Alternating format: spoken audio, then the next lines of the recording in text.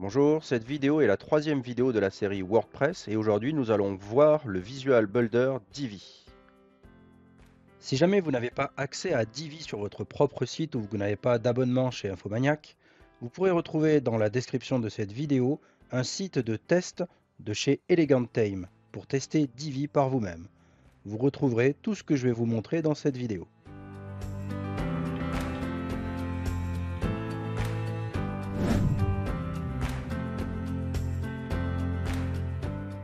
Alors comme nous l'avons vu dans la vidéo précédente, il faut être d'abord connecté à l'administration en mode donc administrateur pour ensuite voir le bandeau noir en haut apparaître.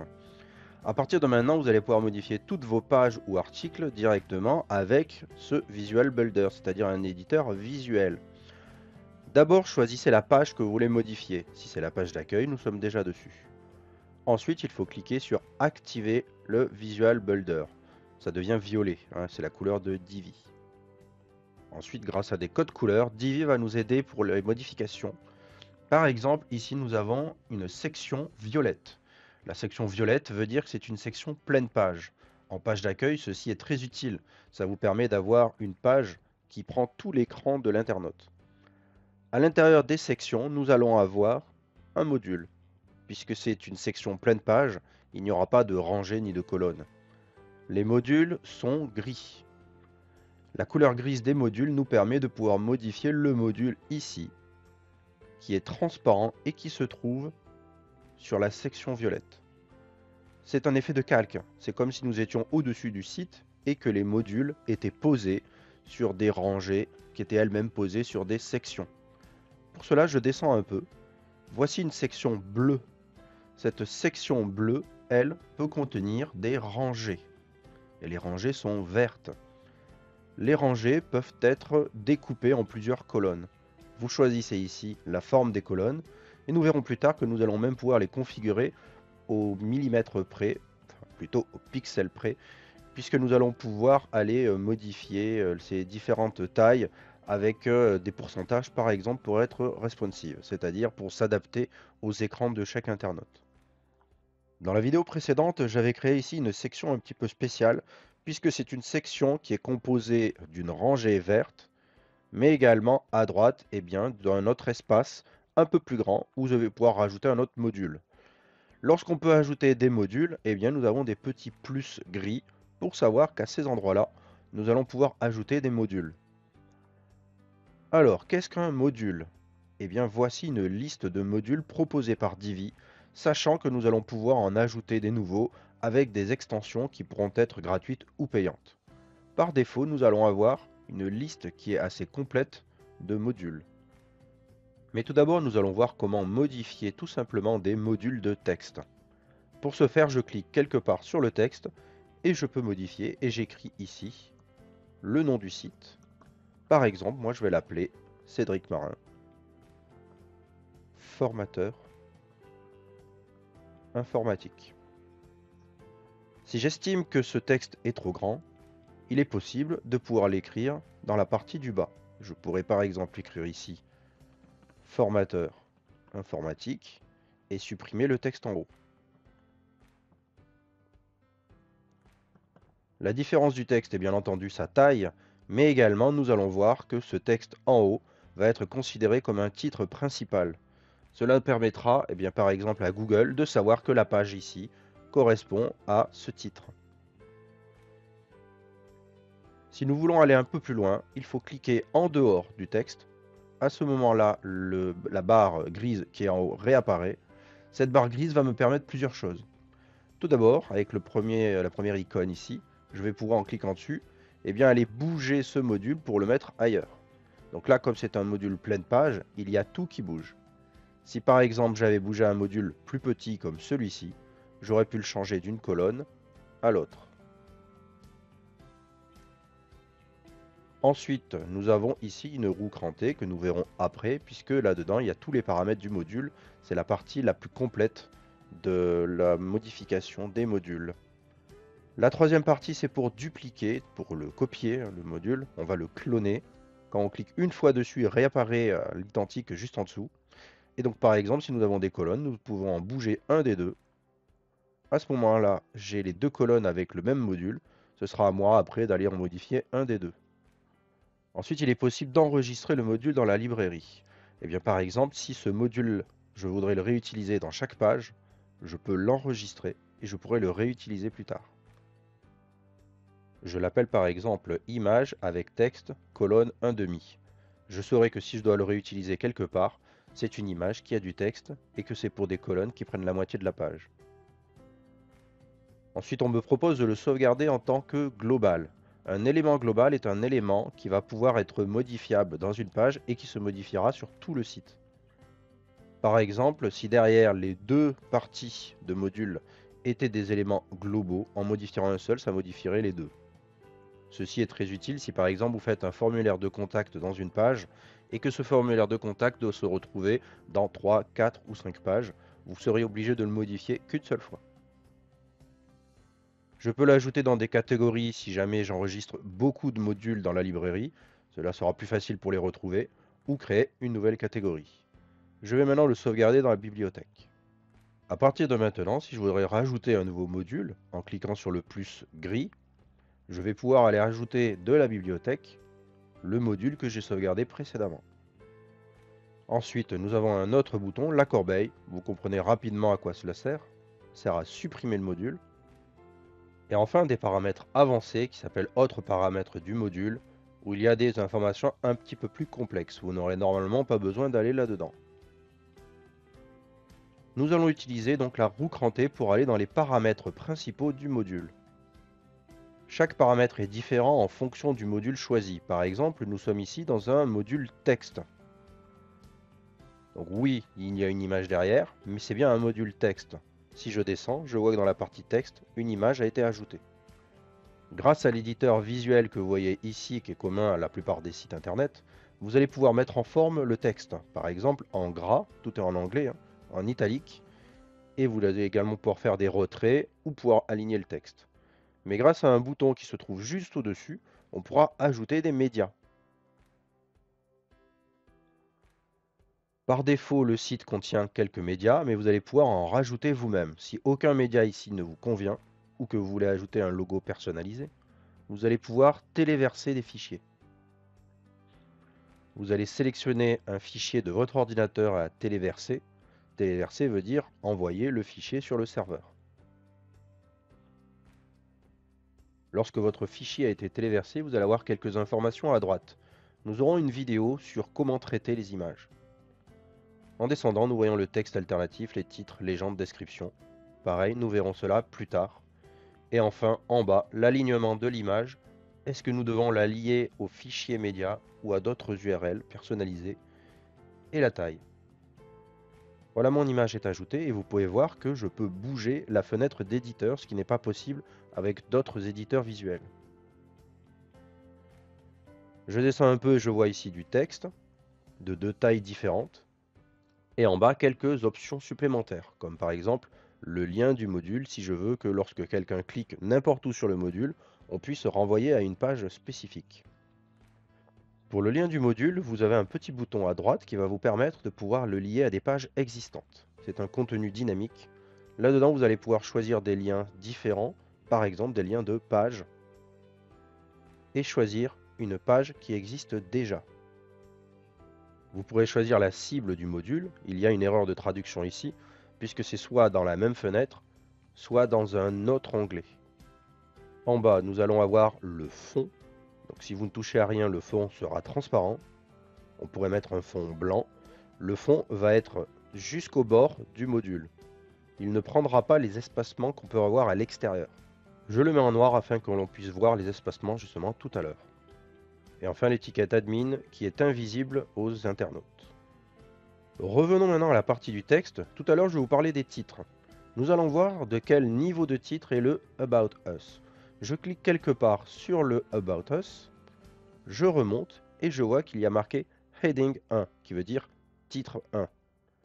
Normalement, le titre devrait être unique. Le titre 1, il ne devrait y en avoir qu'un seul par page. La plupart du temps, ce sera le titre 1, soit le nom du site, soit éventuellement, si c'est un article, une page d'atterrissage, on pourra avoir un titre 1 du nom de la page d'atterrissage. Nous verrons cela dans la vidéo de référencement qui sortira plus tard. Normalement, on devrait baisser le niveau de heading, le mettre en 2. On devrait mettre donc le nom titre 2. À ce moment-là, il va se réduire et nous verrons tout à l'heure au niveau du style comment décider qu'un titre 2 soit plus ou moins grand. Ainsi, le titre 2 est lié à la taille du texte, mais ce n'est pas sa seule utilisation. Sa principale utilisation sera au niveau du référencement. Le reste du texte est considéré comme un paragraphe. Nous allons passer maintenant au style, ici à droite. Dans les styles, nous allons avoir beaucoup de styles pour pouvoir changer la taille des écritures, les couleurs, les dimensionnements, les espacements, les bordures et pas mal d'autres informations sur l'apparition de ce module. Tout d'abord dans les textes, nous allons modifier le texte principal, c'est-à-dire les paragraphes. Nous pouvons choisir une police de texte qui sera différente et mettre en ligne une police à nous. Attention si vous choisissez des polices qui sont donc de chez Google, là-dedans il y a beaucoup de polices, la plupart sont des Google Police, car cela peut faire ralentir l'affichage de votre site si vous en mettez partout par exemple. Vous pourrez essayer diverses options, par exemple mettre en ultra gras, votre texte sera donc en gras. En modifiant par ici, vous allez modifier le texte dans sa globalité, en tout cas dans le module qui est sélectionné. À chaque fois que vous aurez effectué une modification, passez la souris sur l'endroit que vous avez modifié et vous verrez un retour arrière uniquement pour cette action-là. Enfin, nous avons la taille du texte, l'espacement des lettres du texte, la hauteur de ligne du texte, et ici, dans taille du texte, qui n'est pas vraiment la taille, ce sont des styles que nous allons pouvoir lui appliquer, comme par exemple des ombres portées. Ici, nous sommes en noir, nous ne verrons donc pas les ombres portées, à moins de changer la couleur de texte. Dans texte sous-titres, il s'agit en fait ici des textes de titres. Nous allons voir ici tous les titres principaux du module, H1, H2, H3, H4, H5 et H6. Si vous ne savez pas quelle est la taille du titre que vous voulez modifier, comme par exemple About Us, en passant la souris dessus, vous voyez ici un petit pinceau bleu. En cliquant dessus, il va vous dire que c'était du H2. Donc il faudra que j'aille modifier la partie H2 si je veux modifier la taille de About Us. Ainsi mon titre est toujours du titre 2, mais j'ai pu mettre la forme que je souhaitais. Nous verrons dans une prochaine vidéo comment afficher ce About Us différemment selon si vous êtes sur un ordinateur de bureau, une tablette ou un téléphone. Passons maintenant au dimensionnement du module. Attention, le module ne peut pas être dimensionné plus grand que l'espace dans lequel il se trouve. Si vous vous souvenez bien, il se trouve dans une colonne qui était dans une rangée, elle-même dans une section. Ainsi, cette colonne de la rangée ne fait que la moitié de la rangée, puisqu'il y a deux colonnes.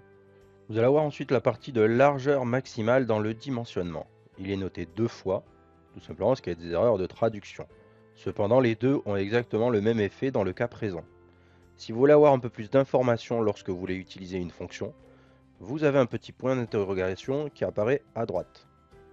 Ce point d'interrogation nous indique à quoi sert cette option.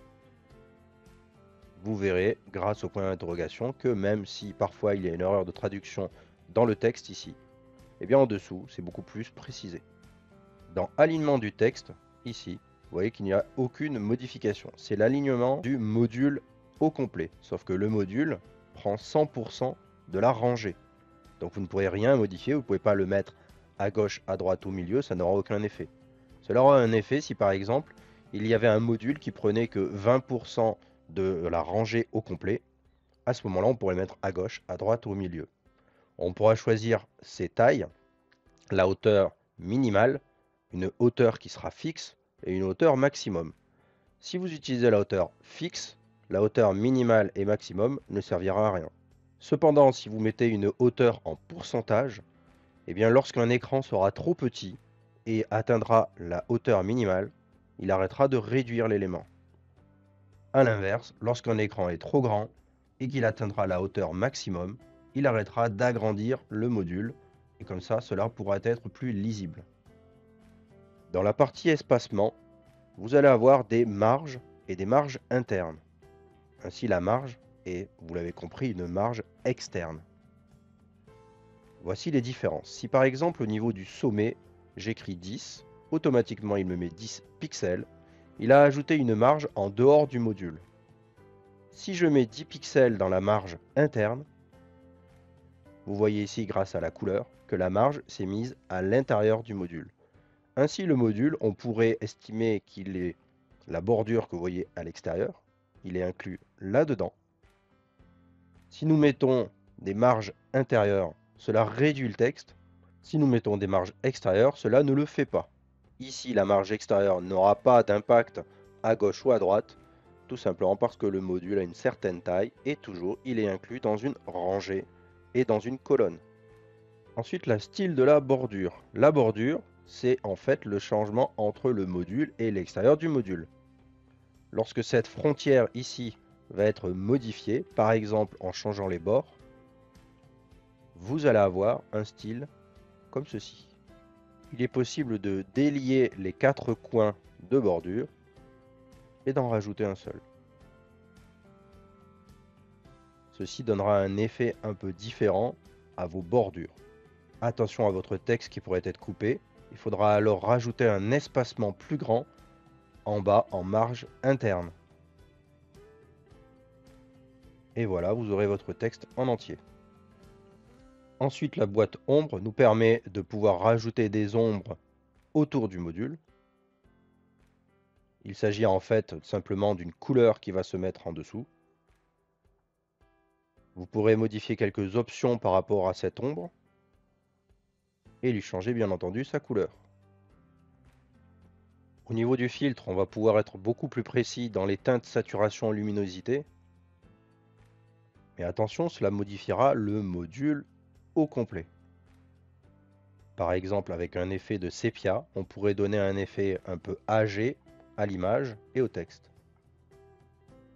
Dans le style transformé, vous allez pouvoir modifier un peu plus précisément ce module. Vous pourrez l'agrandir sans bouger la colonne. Cela vous permettra de le faire bouger quelque part sur l'écran et n'aura pas d'impact sur les modules qui se trouvent à côté. Et enfin, l'animation va vous permettre de changer son apparition à l'écran.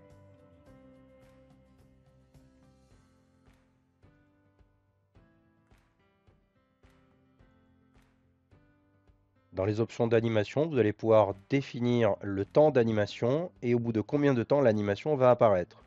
Vous voyez ici qu'il est marqué 3 fois animation, n'hésitez pas à aller voir le petit point d'interrogation pour savoir à quoi correspondent chacune de ces options. Si jamais malgré toutes les aides que nous avons pu voir auparavant, vous avez toujours des difficultés, en bas vous avez un aidez-moi qui va vous permettre de trouver des vidéos de Divi. Ces vidéos sont par contre en anglais mais correspondent au module que vous êtes en train de modifier. Vous allez pouvoir retrouver une liste des raccourcis si vous voulez aller un petit peu plus vite grâce à ces nombreux raccourcis qui sont spécifiques avec Divi. Et enfin, lorsque vous connaîtrez un peu mieux le Visual Builder Divi, vous pourrez aller dans la partie avancée. Vous allez pouvoir faire d'autres modifications. Nous verrons cette partie avancée dans une future vidéo, car ici nous sommes dans l'initiation au Visual Builder Divi. Lorsque vous avez terminé, vous allez pouvoir valider vos modifications, les annuler, annuler la dernière action ou rétablir la dernière action. Et voilà, vous avez modifié votre module de texte. Donc vous voyez qu'avec un module qui au départ n'est affiché que pour du texte, vous allez pouvoir faire pas mal de modifications. Je vous invite à aller tester les autres modules. Vous pouvez faire cela sur une page qui par exemple n'est pas dans le menu qui se trouve en haut de votre site. Ainsi, les internautes ne verront pas ce que vous faites et vous allez pouvoir vous entraîner sur cette page. Nous verrons dans des prochaines vidéos tous ces modules par catégorie. Enfin, lorsque vous allez passer votre souris, par exemple ici dans la rangée, vous allez voir apparaître sur les côtés des couleurs. Comme nous sommes dans une rangée, c'est une couleur verte. Le 180 qui est ici correspond en fait à l'espacement intérieur gauche. Nous allons pouvoir modifier grâce à la roue crantée les informations de la rangée. Dans la rangée, il y a bien 2 colonnes. Si je voulais modifier l'espacement entre chaque colonne ou modifier tout simplement les colonnes, je pourrais le modifier par ici. Les modules vont s'adapter aux colonnes. J'ai encore d'autres informations ici sur la rangée donc verte. Je vais pouvoir aller modifier le lien. Attention, si vous modifiez un lien pour la rangée, ça veut dire que la rangée au total contiendra un lien et lorsque les gens cliqueront dessus, on ira à cette adresse.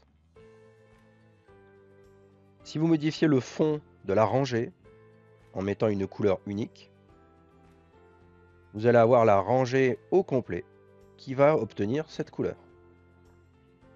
Vous voyez donc la taille de la rangée qui n'est pas aussi grande que la section. Sur le côté, on a du blanc. Je vais la laisser en verte pour que vous repériez à quel endroit se trouve ici la rangée.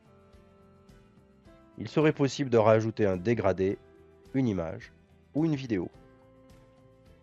Le style correspond à ce que nous avons vu tout à l'heure, le dimensionnement, espacement, bordure, boîte ombre, filtre, transformé et animation, mais va s'appliquer à la rangée au global.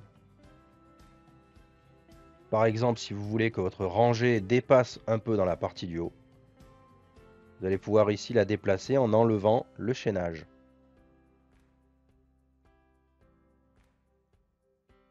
Vous pouvez écrire vous-même les chiffres pour aller plus vite.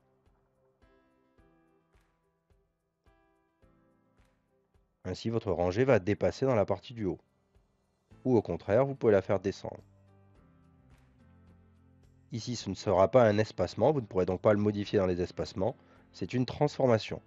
La transformation au niveau HTML apparaît en dernier, c'est-à-dire que d'abord tout le reste va être calculé et la transformation va être appliquée en tout dernier. Les options avancées seront également disponibles pour la rangée.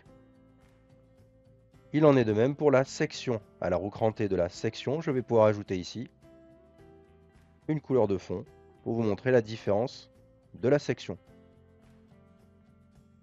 Nous avons bien ici donc une section, une rangée et à l'intérieur des modules. Maintenant, toutes ces options ne sont pas encore sauvegardées pour les internautes. C'est-à-dire que si quelqu'un va sur votre page pendant que vous êtes en train de la modifier, ils ne la verront pas tant que vous ne l'avez pas sauvegardée. En bas de la page, vous avez un rond avec 3 petits points de couleur violette. C'est la couleur de Divi. Si celui-ci vous dérange, vous pouvez le déplacer en haut. Et en cliquant dessus, vous allez accéder à plusieurs options. Vous allez pouvoir faire un affichage filaire, je vous le déconseille. L'affichage filaire compliqué pour des personnes qui débutent dans Divi. Vous allez pouvoir faire un zoom arrière pour voir à quoi ressemble votre page. Et vous pouvez également avoir un aperçu pour la vue de bureau, pour les tablettes, pour les téléphones. Par exemple, notre module sur téléphone s'affichera comme ceci. Nous verrons dans une future vidéo l'affichage responsive. Si jamais votre page ne vous plaît pas, vous allez pouvoir les charger à partir de la bibliothèque. Attention, pour charger à partir de la bibliothèque, cela va remplacer vos textes, vos images et toute la mise en page. Cette option-là est à utiliser lorsque vous créez une nouvelle page et que vous ne voulez pas avoir à tout placer vous-même. Vous allez pouvoir chercher parmi 1708 layouts, c'est-à-dire que dans les graphismes ici, il va y avoir plusieurs sous-graphismes. Par exemple, si celui-ci vous convient, Agency, en cliquant dessus, vous allez voir qu'il y a 7 graphismes différents dedans. Vous allez pouvoir choisir la page de blog, une page de contact, la page d'accueil, une page d'atterrissage, landing page, un portfolio et une page de prix. Moi par exemple, je vais choisir une page d'accueil dans ce format-là. Si vous voulez voir à quoi il correspond avant de le mettre, vous pouvez utiliser la démo en direct. Voici donc la démo avec bien sûr des images qui peuvent être différentes également du texte. Mais l'aspect général de votre page ressemblera à ceci, avec les formulaires de contact et tous les textes que vous pouvez voir à l'écran. Si ce modèle vous plaît, vous allez pouvoir utiliser ce layout. Il va se télécharger et gratuitement vous allez pouvoir l'utiliser car sur Infomaniac, vous avez accès à l'option premium de chez Divi. Ça y est, ma page a été chargée, par contre j'ai perdu tout le contenu précédent. Si jamais vous voulez revenir en arrière, vous avez une option ici qui se trouve avec une petite horloge, modification de l'historique. En cliquant dessus, vous allez voir toutes les dernières modifications. Ici, vous allez pouvoir, en cliquant sur l'une des modifications, revenir en arrière et voir à quoi ressemblait votre site. Et bien ici, par exemple, à midi 22 et 5 secondes, midi 22 et 3 secondes, à chaque fois en fait que j'ai fait une modification. Vous pouvez valider ou refuser de reprendre cette version dans l'historique. Vous pourrez aussi sauvegarder votre page dans la bibliothèque et pouvoir la réutiliser plus tard. Si par exemple vous avez un site qui contient de nombreuses pages qui devraient être similaires, créez la première page, sauvegardez-la, et vous pourrez ensuite la réutiliser grâce au plus vos pages existantes. Vous pouvez supprimer le modèle. Attention, tout le contenu de la page sera perdu. Ceci est utile pour repartir sur une page vierge. Vous pouvez ensuite modifier les réglages de la page. Les réglages, il s'agit en fait du titre, d'un extrait qui pourra être visible par Google lorsque son robot pour le moteur de recherche viendra visiter votre page, de l'image qui pourrait apparaître sur les moteurs de recherche, notamment sur mobile, de la couleur de fond principale de la page, de l'espacement général entre les colonnes, de la couleur des textes en général, et quelques options avancées que nous verrons plus tard. Lorsque votre page vous plaît, vous allez pouvoir la sauvegarder. La sauvegarde la met directement en ligne.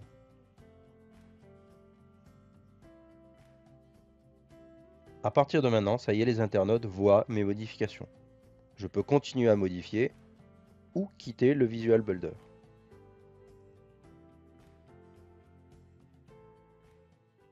Ceci était simplement une initiation au Visual Builder. Dans une prochaine vidéo, nous verrons comment créer une page d'accueil qui sera performante.